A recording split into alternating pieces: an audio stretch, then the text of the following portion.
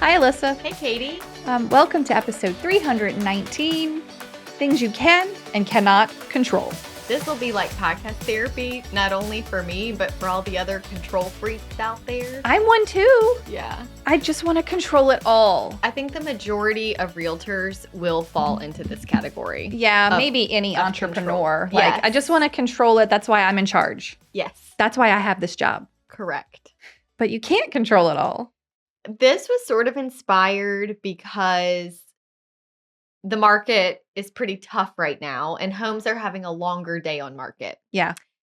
The messages that we're getting and the people that I'm just talking to in our market, Out in the world. yes, out in the world in real life, are all overly stressed about making their listings sell. Oh, gosh, yeah. And I thought to myself, these poor agents, they're so focused on the outcome.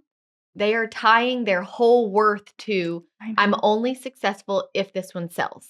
Well, also, the seller, I'm sure, is in their ear saying, make my house sell. Make my house sell. Why won't it sell? Make my house sell. Yes. Ugh. And I just wanted to make this episode to help everybody out there with their mindset. Great. And to remind people that you're going to burn out very quickly if you put all your worth and value in if the listing sells or not. Right.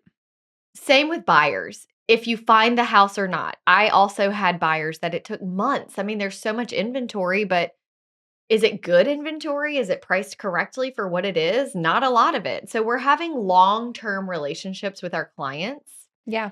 And so many agents put their worth in if they have a closing with that client. Fair. Let me tell you a little story. Recently, I had a buyer, great buyer, actually was an agent with me way back in the day, didn't keep her license, whatever. She's buying a house. She reaches out. She's so excited to work together. I'm like, sweet, haven't seen you in a while. Would love to do it.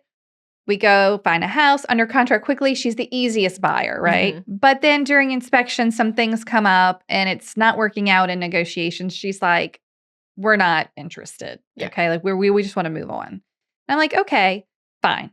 Promptly the next week or two, go out and see 3 more houses. One of them works. She's like, hooray, let's buy this house. I'm like, super, this is so great.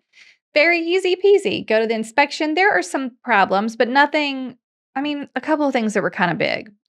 But as we're researching those things, one was foundation. So we needed a foundation company to come take a second look. Yeah. Like give us more details. As we're waiting for that to happen, we're still in our inspection period. She wakes up in the morning and can't walk. Her knee is not letting her put weight on it. She's known for years that she needed knee replacement. And today is the day that her knee has given out. Oh, okay. Dear. She goes to the doctor and they're like, cannot wait anymore, must have this knee replacement within the next 90 days. Okay. Guess who's still in their inspection period? Us. Yeah. And we haven't made a repair request because we were waiting on this report, yeah. which we did get at this point in time. She calls and I was like, hey, we would love the house. And if they would repair, maybe we would keep going. But just that with this, I can't move right now. Mm-hmm. So we're going to have to put this whole thing on hold. Like we're going to have to cancel. So now we're on our second cancellation. Oh, dear. We're going to have to cancel. And I got to put my search on hold at least until I'm done with this surgery and back moving. Yeah. I can't literally move if I can't literally move. Right. So y'all did not submit a repair request? No. She just canceled. Yeah. Because she had a life event that you can't control that. I couldn't control. I just literally couldn't control it. Oh, I couldn't control it. There was no words I could say to make it better. Like there was nothing I could do. There was nothing I could do to get those people to keep on the path of buying a house right now. Nothing. No. Mm-mm. And it would have been insensitive to try. Correct. Like I get it. You don't have the capacity to move right now. Mm-hmm. Totally get it. No problem. But you know how I always end it. No problem. I'll be here when you're ready in January. That's no big deal. Yeah, I'm not going anywhere. I'm not going anywhere. Mm. But it was sort of painful. Sure, you did a lot of work. And 2 times. Twice. Yeah. 2 inspections. Yeah. I can't control it. But right. Okay. What are you going to do, though? Wait until they're ready to buy. Yeah. Help the next person. Correct. Hey there, are you looking for ways to save time and money in your business? Email Templates 101 is the communication system you need to bring ease and efficiency to managing your transactions and clients. Save time and avoid mistakes, all while providing a high level of service for your buyers and sellers. In Email Templates 101, you'll get 13 downloadable buyer templates ready for your personal touches. And 19 downloadable seller templates, plus 6 attachment checklists. Head over to hustlehumblypodcast.com/courses to get yours today. When I have a buyer that is having a hard time finding something and they start saying, "I'm so sorry we waste your time again." And I'm like, if I'm not showing you, I'm showing someone else. This is just my job. This is what I do. So it's no need to apologize. I mean, I do appreciate the sentiment that I'm not getting paid yet. Mhm. Like, I could understand as a buyer being able to be like, I'm sorry, it's just, we're not trying to. Sometimes they are too picky though, Yeah. and they do owe you an apology. Sure. The ones that apologize are never the ones that need to. Correct. It's always, Isn't that the truth? it's always the ones that should be apologizing that think it's no big deal. Yeah. Show me again. Me and one of my agent friends had a listing in the same neighborhood. Okay. Hers was better than mine. Okay. It had some things on the inside, like brick and beams, that mine just didn't have. Fancier. So we joked. I was like, and she had it priced more competitive than we could be. You were like, I have a terrible listing. So I was joking with her. No, my listing's actually really great, but as long as this one's there. It's a problem. So I said, I just need you to hurry up and sell it because we're not going to sell till you sell. So Right. I need you out. Go. And then we'll figure it out. But bless her, she is such a hustler. She is so driven, and she's been in the business a few years, and she just was like, what else can I do? What else can I do? I've done this. I've done staging. I've done this. I've done video. I've done, 5 open houses. I'm going to do an evening open house, and then I'm going to do a lunch open house, and then I'm going to do this, and then I just have to make it sell.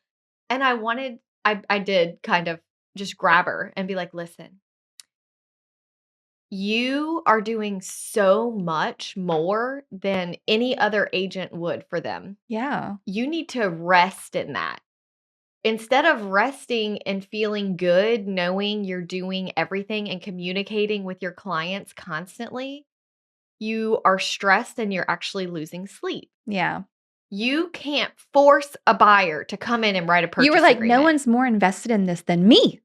Right. Because I need you to sell so I can sell need mine. you to sell it. Yeah. And I'm like, I'm not saying what she's doing was wrong at all. No. What I'm saying is she was doing the right thing, but her mindset was not good because she was being an A+ agent, Yeah. above and beyond, and felt like a failure. She was giving herself an F. Yeah, she was giving herself an F because the house hadn't sold. That's fair. And because she was giving herself an F, and because most of us are very hard on ourselves, she was stressed out. Yeah. She was losing sleep. She was anxious.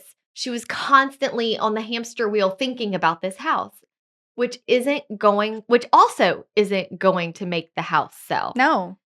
The only time I get to a really anxious place with a listing is if I have gone too long without communicating with the seller. Right. That's when I start going, oh my gosh, I'm doing a bad job, because I am.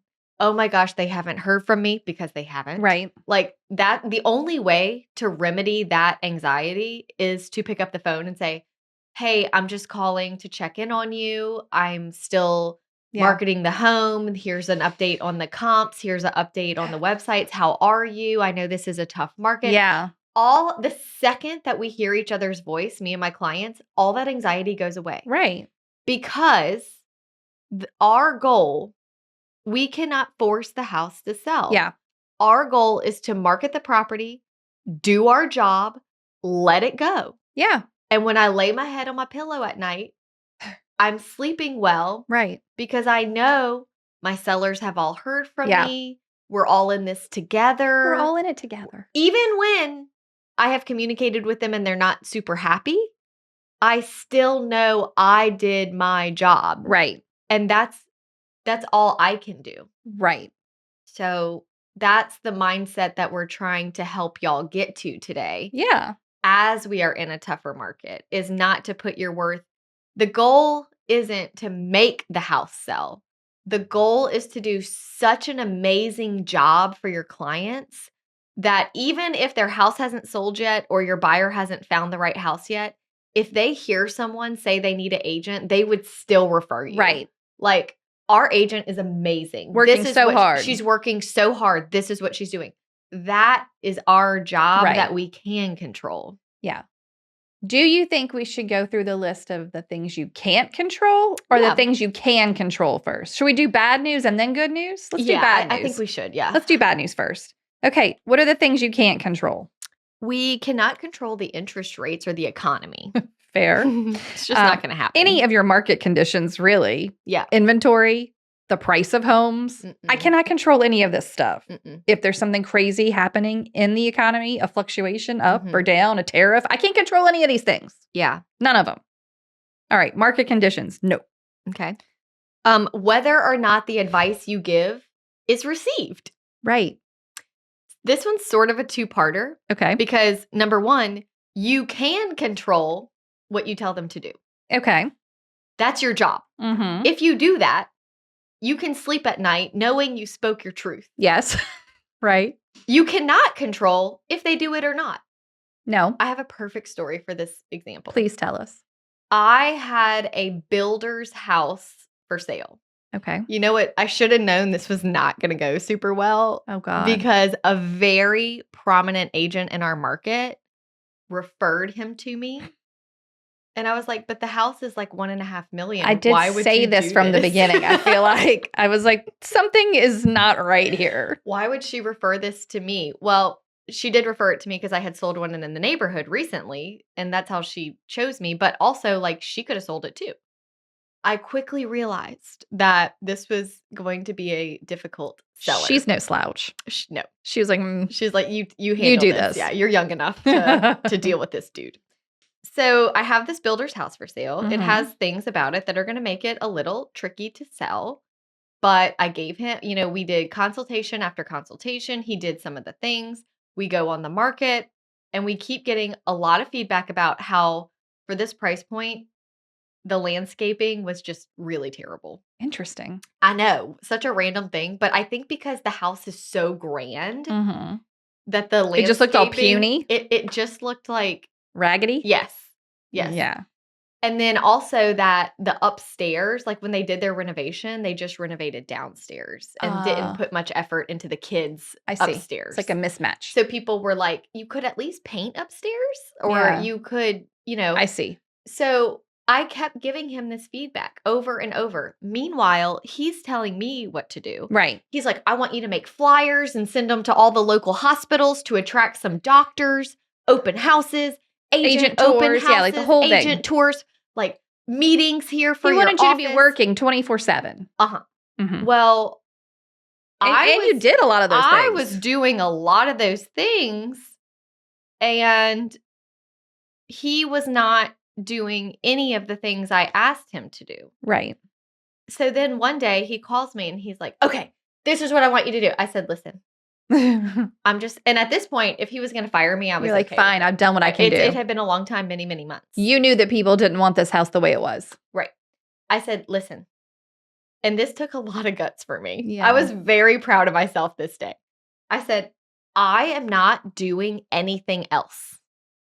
I have marketed your home and I have done my job. I am not putting any more effort into showing the same product to the same agents, to the same consumers. They know it's for sale. Mm-hmm. You're either going to fix your landscaping and paint, or I'm not doing anything else until there is improvements to the product. What did he say?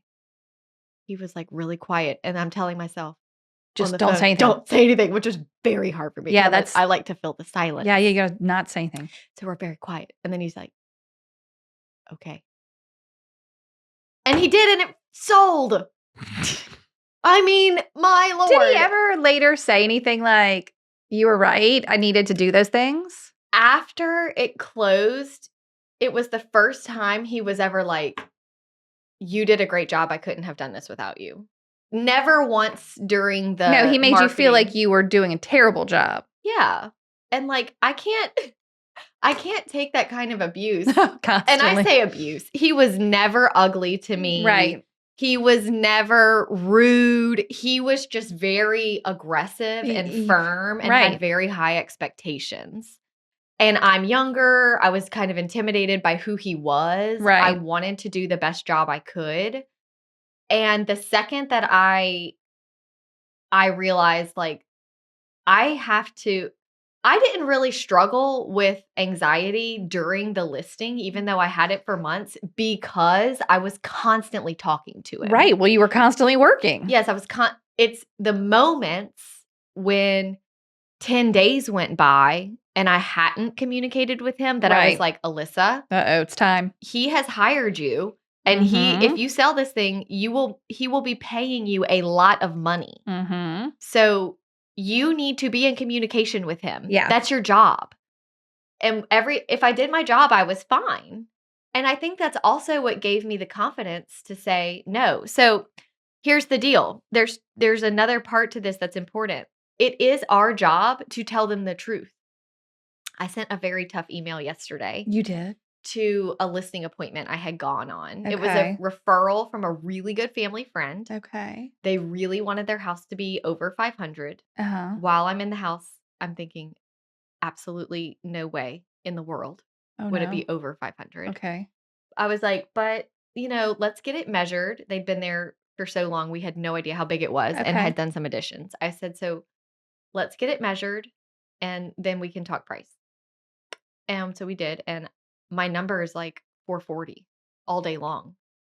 So I ended the email. Oh gosh, I wish I had my phone with me. Because I ended it with, I know it's my job to tell you the truth of the market and the data. This isn't my opinion. I think you Mhm. have a lovely home. I'm just telling you what the market data says. And it's my job to tell you the truth so that you can make the best financial decision possible on your next purchase that you're buying. Mhm. You have to know. I hope that this is helpful, and I hope you don't decide to fire me. And then I put a winky face. And she texted me immediately and was like, "Thank you for speaking your truth. We have a lot to think about." And I was like, "I You're understand, like, "It's not my truth. it's It's not." just the truth." Right, right. I don't love that term. My truth.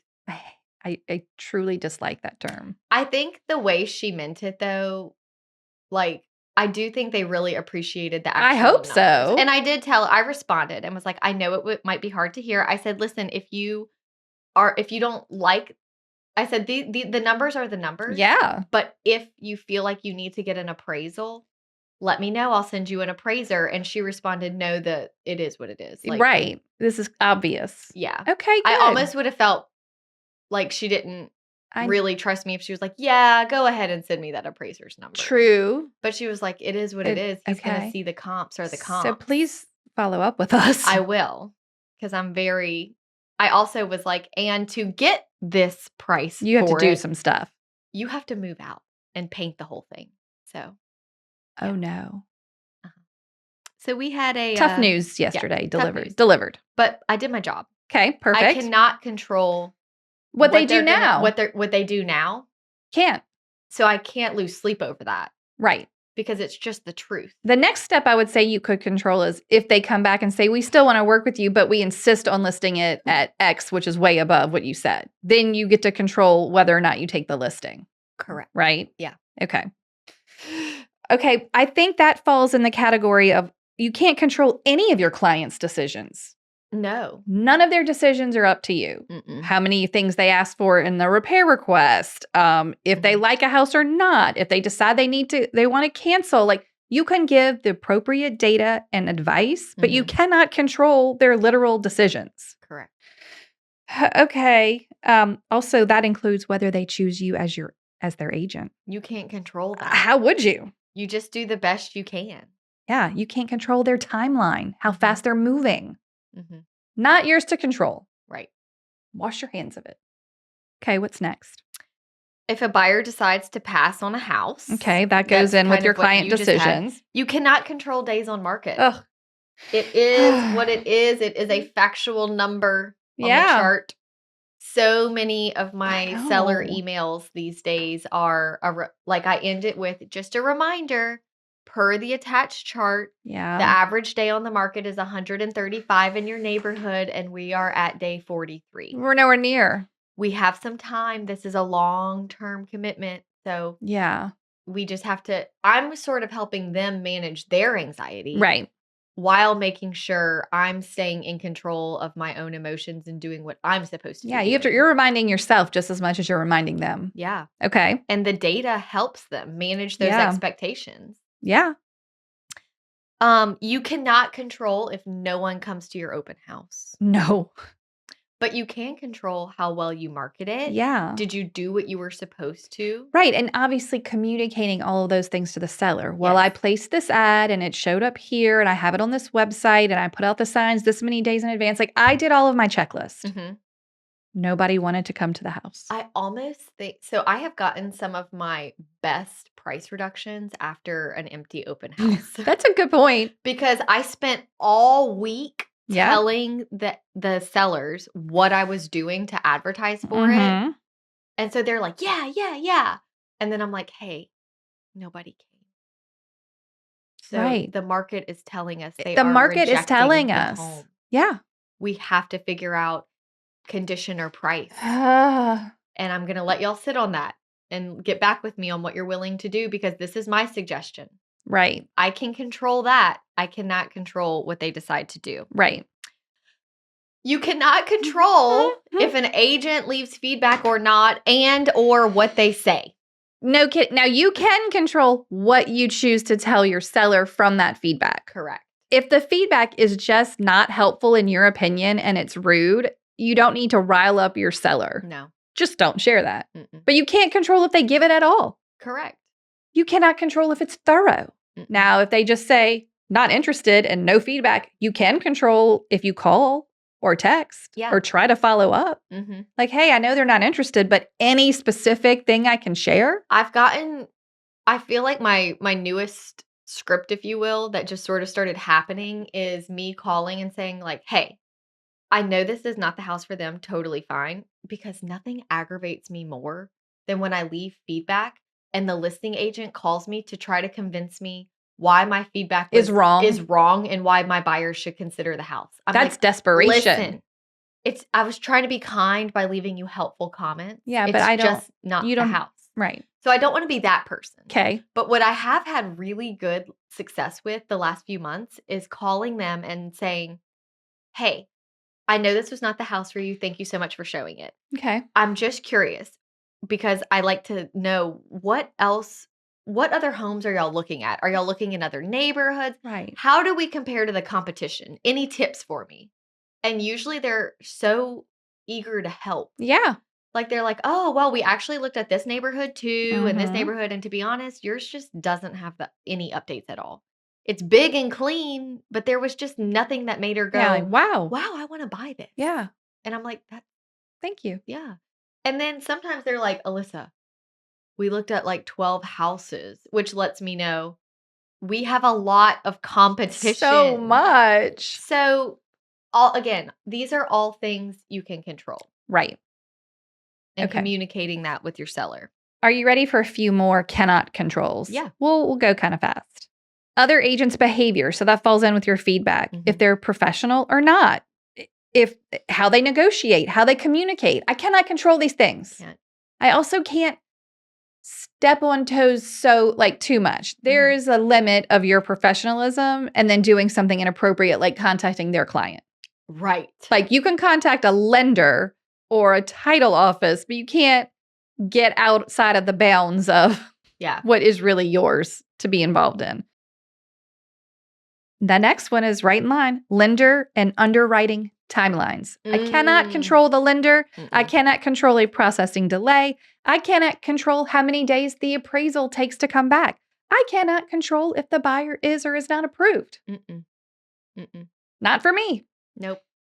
Unexpected events, natural disaster, policy change, global economic shifts, job changes, or personal emergencies like my client who had she needed to have surgery. Yeah. I can't control the unexpected events.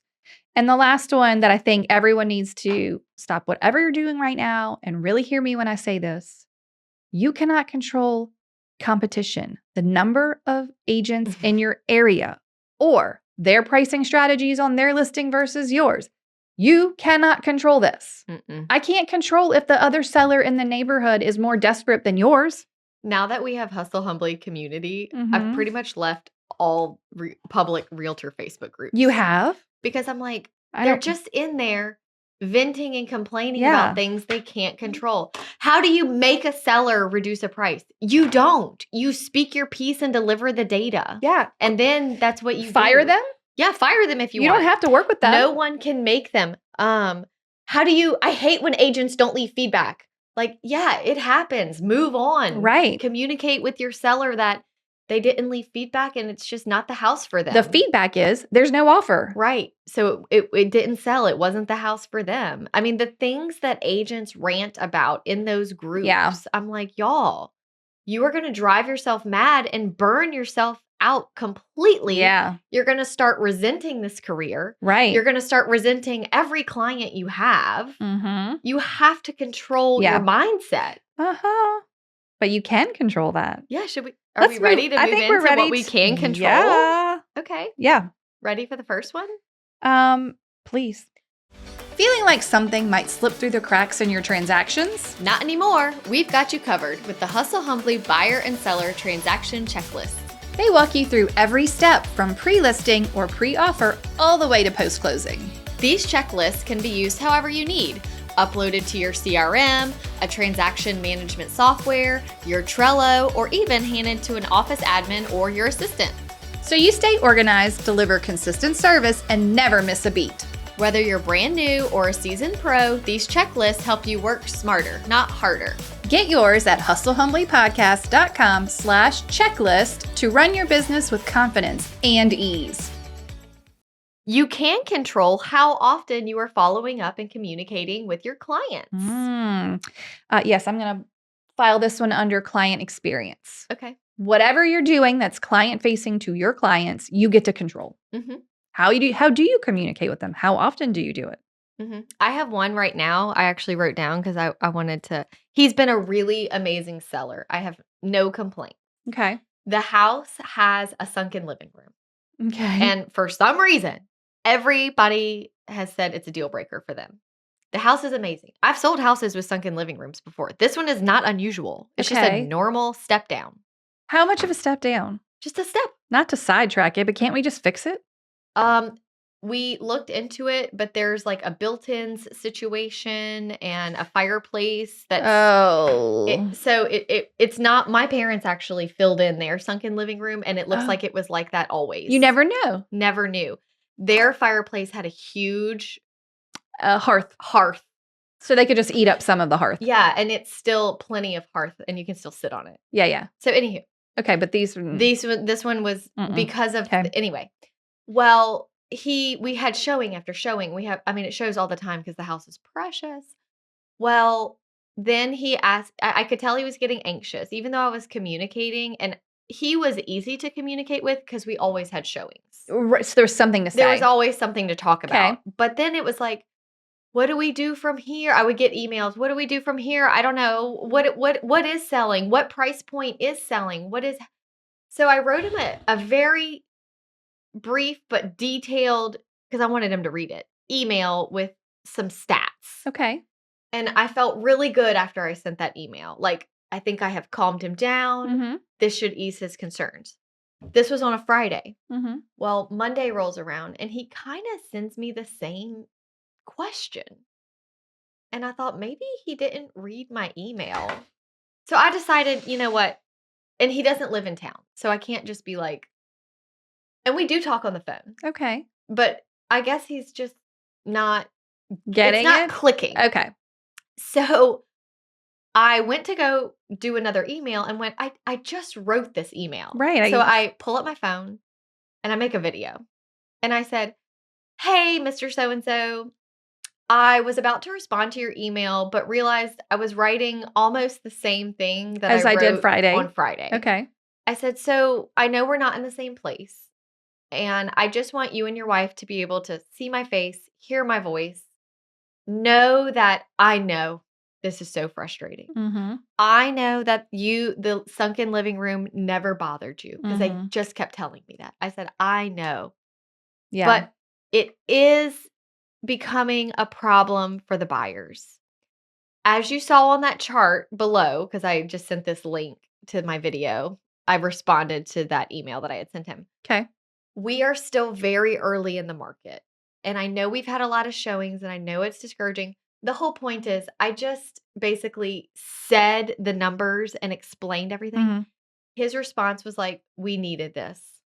Thank you so much. No wonder you're a top agent in Baton Oh, Rouge. thank you. Very I good. really appreciate you." Because one of the things I told him too, I said, "You are not the only one struggling in this market." Yeah. I said, "I have a listing in this neighborhood right now. Great, great listing. But there's a big tree that buyers keep telling me, this tree, this tree, this tree, this tree." And my poor seller over there, They love the tree. they actually told me, "Can you just turn off the feedback? Because we're tired of hearing about the We don't tree." wanna hear about the I tree. said, "Your tree is your sunken living room." Right. Everyone has something. Everybody in this market has Has something. something. And he said in his email, it was actually very comforting to hear that the market isn't just picking on our house. Right. And so then we continued to communicate, but he has not, that was about 3 weeks ago. And he hasn't gotten to that point of despair Right. that he was in pretty regularly. Are you still getting showings? We just went under contract. Oh my god, what an exciting end to the I'm story. actually very nervous because they You're had their inspections yesterday. You're cautiously I'm optimistic cautiously optimistic. I am waiting right now, maybe today, to get I will know if they're Oh moving my forward. gosh. I am So I just need to see their repair request. Okay, whew, So all right. anywho, the whole point is we put how often you follow up with your clients and how. I mean, maybe I do think as much money as we make in this career from a single person on the sale of their home, they deserve face-to-face time with you. Yeah. They deserve to hear your voice, see your face, get a phone call. Yeah. Emails are good, but they should not be the only Right. like they need Because to hear you. what is that saying? You send the email from where you're at emotionally and they Yes. receive it where they're at. So if they're already stressed and they read your email or they're upset or angry, they read it in that, they give it a tone. Yes. You don't get to assign the tone. Like when you made the video, you're like, hey, I just wanted you to hear my voice, see my face. This is not just you. This is what's going on in the market. Maybe I should put this video in community so they can see it. You should do that. Okay. I love it.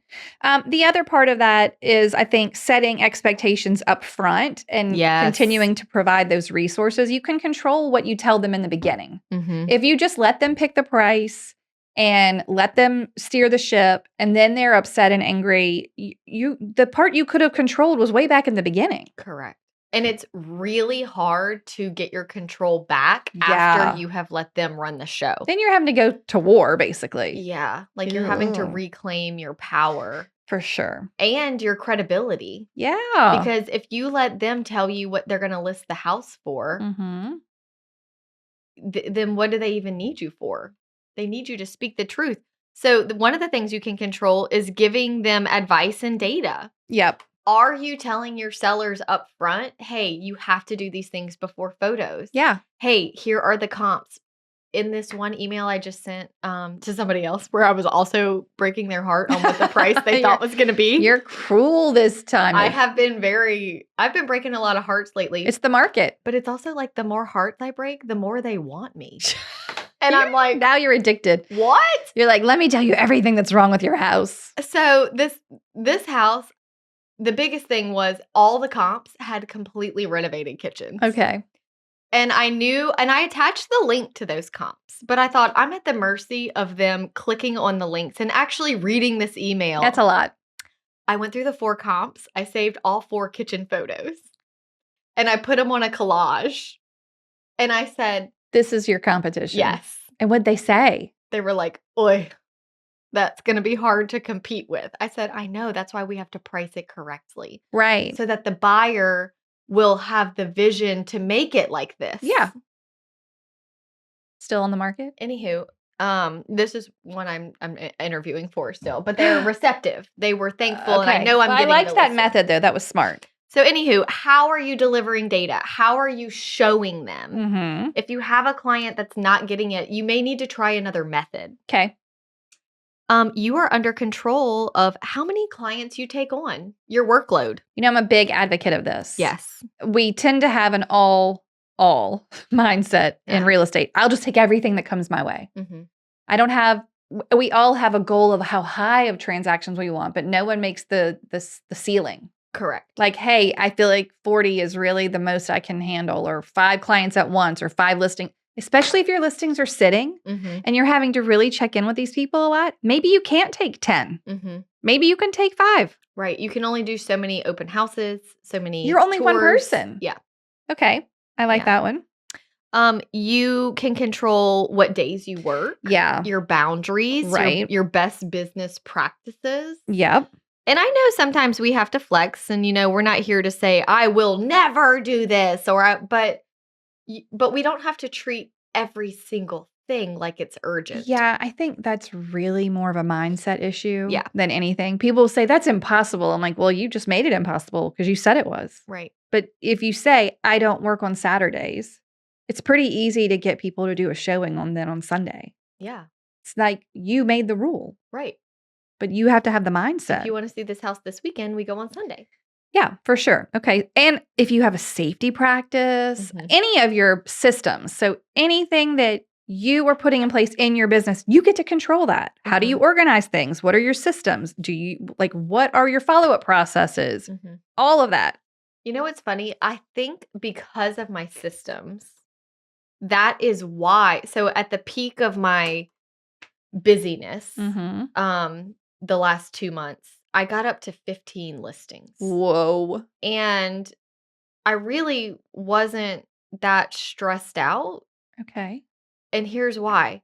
Every Friday, because I started messaging them sending them updates on Friday, because what I found was they would message me on the weekends asking for updates when they're off work. Yeah, so I'm going to get this on Friday. And it worked perfectly. Love that. Once I started communicating. But the thing is, I sat down and I did the same thing for all of them. I checked the comps. It maybe took me 6 minutes per house. Okay. So 2 hours of sitting at my computer updating everybody. But guess what? That's my job. Yeah. So I don't mind.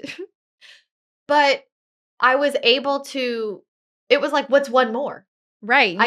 You were batching. I was batching. You batched.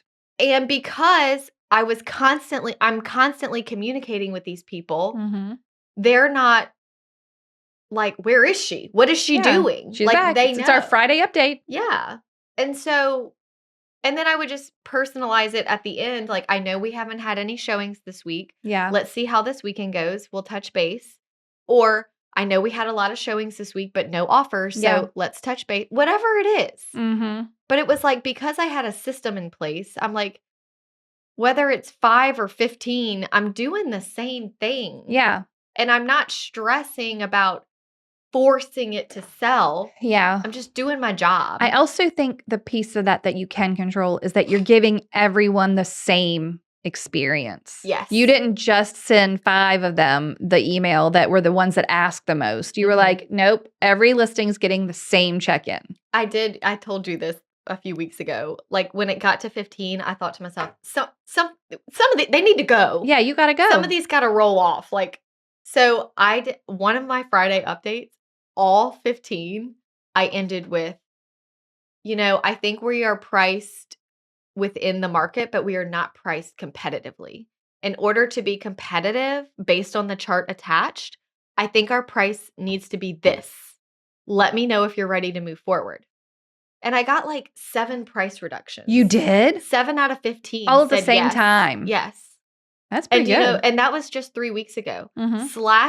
I would say, let's see, right now I'm down to 6 listings. Hey. They're pending. Finally. Okay. Finally. But it was like, I could just do it all at one time. It was kind of actually more efficient to me to have more. Oh, yeah. Because you were addressing it all. Yeah. I just felt really productive. I like that. Anyhow. What else in the can control? How organized you are. Yeah, that definitely goes in with your systems. And then you can control your mindset, your attitude, and your gratitude. Yes. Okay. You get to choose. Are you going to be positive about this? Are you happy that you have this job? Sometimes I feel like I can't control my attitude. Look, we all get there. But you can. You truly can. Maybe you just need to put it this way. When I am in a negative headspace, which happens, you cannot control it all the time. You can control what you do with that. Yeah. I'm not going to make phone calls to my clients when I'm being a negative Nancy. No. Like, this isn't the right time. I need to wait until after my nap. That's fair. Or I like whatever. that you also said your gratitude. You get to control. That's easy. Yeah. What are you like instead of wallowing in what you're like, what's not working? I have 15 houses I can't sell. I'd be like, wow, I got 15 listings. I never would have dreamed when I was a baby Right? agent that I would ever have this many clients at one time. What a blessing. No doubt. I think this is a really good point because so many agents are obsessed with getting the client. Yep. That they're like paying for leads, door knocking, phone calling, doing all these things. And then the second they get a client, they're like, sweet, I got a client. Okay, back to door knocking, cold calling. And I'm like, no, like you need to treat this client so well. Like gold. Like gold. Mm-hmm. But what happens is once they get the client, it's never enough. They're not thankful for the one that they have or the two that they have. They have to get more. But because they're so focused on getting more clients, they actually are not doing a great job. Because it's two different jobs. Yes. Client acquisition and client service are two different jobs. Mm-hmm. And that's why it's hard to switch back and forth. Maybe you need some sort of system. Yeah. Like, what are we focused on today? Mm-hmm. Yeah. Okay. Your workload you have on here, but that falls in with your mind, with your. Yeah. We already did that one. You know, one thing I've been hearing my sellers say so much lately is, well, all this feedback, all these showings, why don't they just make an offer? Like when the feedback comes in and they check the box that says price is too high. Mm-hmm. They're like, why don't they just make an offer they feel is fair? And I have a few responses. I want to hear them because I'm like, what would I say? The first one is, well, they don't have to. Because there's so many houses. They have other options. So many houses on the market that they don't have to. If you were the only house on the market, they would have to throw a number out there. Fair. You want a house? This is what you got. Yeah. What's your offer? Mm-hmm. So one, they don't have to. And then number two, it's like they aren't going to make an offer if they feel we are that far apart. Right, because they don't want to insult you. So maybe because we're having all these showings and we don't have any offers, maybe we're so high to them that it's just not worth it. Why would they waste their time? Yeah. If we did a price reduction and got more within the price range that they are comfortable with, maybe they would make an offer. Yeah. It wouldn't be such a big Hail Mary. Mm-hmm. So it's a good time to remind them that there's a lot of inventory. And also, maybe our price is just so high to these buyers that they don't even feel comfortable making an offer. I feel like you should just respond when they say, why don't they just make an offer? And you'd be like, why don't you just make a price reduction? Yeah. Like, it's the same thing. Right. You want them to just come with some crazy number. Mm-hmm. What you're telling me is that the number you have it listed for is not what you need to sell it for. Correct. Yeah. You've tested the market. Test is over. So recently there was it was an agent that had their house for sale. Okay. And it wasn't selling. Oh dear. Friend of mine. She's calling me for advice. So I'm like, dang, it's just really not selling, you know? She's like, look, if it doesn't sell by this month, we're just going to have to rent it out. Okay. I said, well, if that's the case, and I know you really don't want to rent it out, I said, what I would do is list it like 5,000 to 8,000 above my actual bottom line. Yeah. Because this would be my last effort attempt to just lay it all out there and say, if it sells, great. If it doesn't, that means I have to rent it. But at least I know I put out my best number. Yeah. I'm like, so how much wiggle room do you think you have like built in right now? She said like $45,000. I was like, that's way too much in this situation. Like, yeah, you have so much playroom, too much playroom. Had she done any price adjustments? A few. I'm like, so you just you just really wished for the moon Yeah. and are hoping. And it was a tricky one because it's not in a neighborhood where you can just run comps easily. Yeah. It was a rural property. Mhm. If you got 5 appraisals, I bet they would have ranged That much. about $75,000. She wasn't wrong. Right. She wasn't wrong, but when you have that many showings And no offers, it's letting you know you are not in the right ballpark. Yeah. So I had to have that conversation, like, that's way too much. You're actually not motivated. Yeah. So you think you are. You think you are, but but you're you not. have way too much cushion built in here. Yeah. If I had that much cushion, every 2 showings that said no, I'd be doing a pretty healthy price reduction. Yeah, like by how much? Like maybe 10 to 15 Every time. until I got To the bottom. to where I'm like, well, I'm not going any lower. Yeah. But I bet that, that's when it sells. Yeah. When you get to where it's supposed to be. Yeah. Oh, interesting. So you can control some things.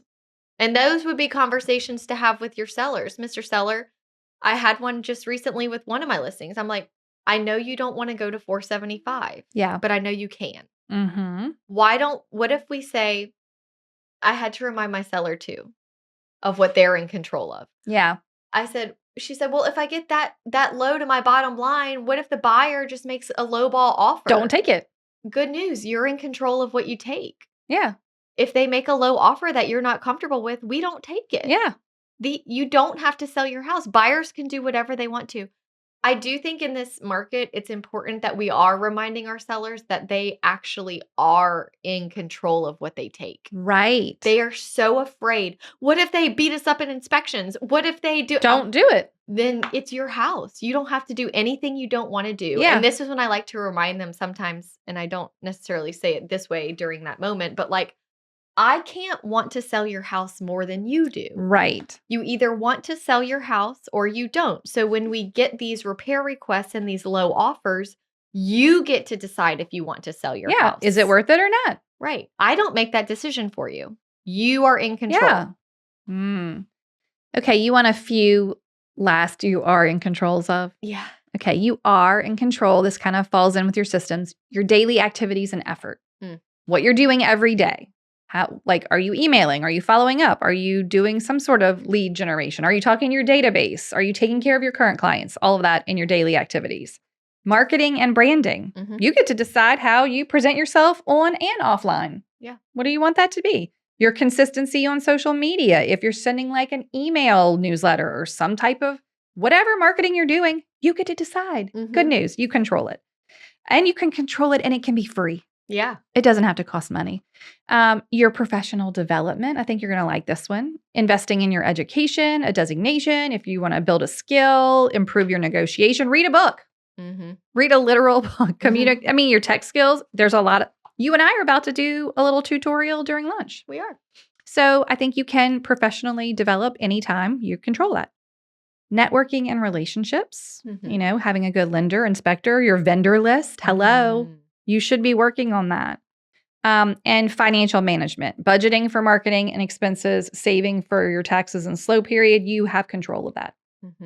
You honestly, the list of what you control is way longer than the list of what you don't control. I think too, that's because agents hone in on one thing. Yeah. I can't sell the house. Yeah, they're just worried. I can't find them a house. And that one thing they can't control completely blinds them. And derails them from all the things they have to be doing that they do control. It makes them spiral. Yeah. It makes them feel like they're not good at what they do. Right. In fact, there are some of the best agents out there don't realize they are A+ agents. Yeah. Like my friend who was doing more than any other agent I've seen trying to force this house to sell. And she wasn't even proud of herself. No. Because she was so focused on it didn't sell. It didn't have an offer yet. Yeah. She's like, I can't be satisfied until I get an offer, but you can't control that. The other way to look at that is if you're in a place or a season or a market where everything sells really fast with multiple offers, you also didn't control that. No. Like you got luck. It was lucky. It was great timing for that seller and that yes, maybe you controlled the price or the staging or parts of it, but it wasn't like you waved the wand. Yeah. I know. This was very helpful. Wasn't it? Yeah. See, just as much as we love to teach it to y'all, that's how much we need to I mean, you hear have it to and talk it remind out us sometimes. ourselves. You have so much in your control, Yeah. but not everything. Right. That's the kind of the important point here. Uh-huh. You have so much in your control. Yeah, focus on that. Yeah. I only get anxious when someone is rightfully upset with me. Yeah. When I know I haven't called, when I Mhm. know I haven't done what I'm supposed to be doing, when I know I dropped the ball, when I got Mhm. busy and missed a Friday. I deserve those Saturday phone calls Right. when I do that. I deserve it because I didn't do what I was supposed to do. Yeah, I feel like we really missed the opportunity to get some good control quotes. Oh. So I've got you one. Okay. I cannot always control what goes on outside, but I can always control what goes on inside. Right? I mean, you get to decide. Yeah. Okay, let's save this one Okay. for next. So here comes a toast. Let's do a toast. Okay, goodbye. Bye, guys.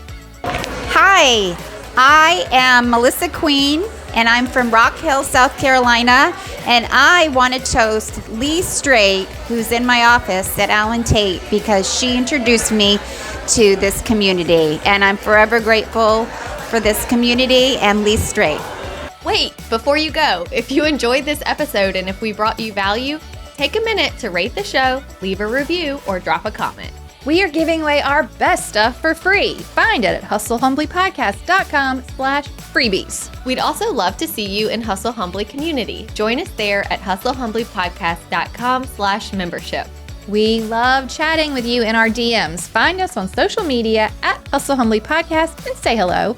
If you have an episode topic or someone you'd like to toast on the show, please email us at team@hustlehumblypodcast.com. Thank you so much for tuning in to the Hustle Humbly Podcast. See you next week.